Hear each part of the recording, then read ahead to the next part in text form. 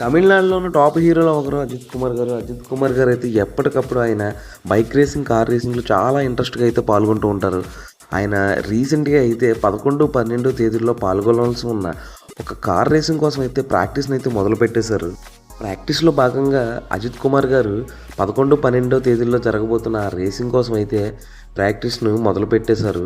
ఈ ప్రాక్టీస్ చేస్తుండగానే 180 కిలోమీటర్ల స్పీడ్‌తో వస్తున్న ఆయన కార్ అయితే ఆ ఎడ్జ్‌ని ఢీకొని నుజ్జునుజ్జయిపోవడం జరిగింది. చూడండి ఒకసారి విజువల్స్‌లో అది ఎంత స్పీడ్‌తో వస్తుందో కారు.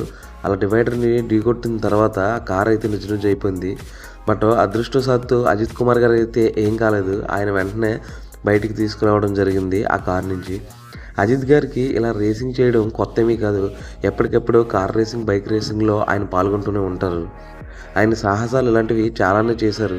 వాటిని అభిమానులు ఎప్పటికప్పుడు మెచ్చుకుంటూనే ఉన్నారు. కాకపోతే ఇలాంటి రిస్క్ షాట్స్, సీన్స్ చేసేటప్పుడు ఆయనైతే కొంచెం ఆలోచించాల్సి ఉంది. ప్రాణాలు చాలా విలువైనవి కాబట్టి కొంచెం జాగ్రత్తలు ఇంకా ఎక్కువ తీసుకోవాలని చెప్పేసి అభిమానులైతే కోరుకుంటూ ఉంటున్నారు.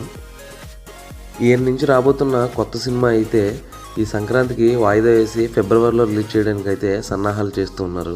మరిన్ని ఇలాంటి ఇంట్రెస్టింగ్ మూవీ అప్డేట్స్ కోసం సబ్స్క్రైబ్ చేసుకోండి. Thank you.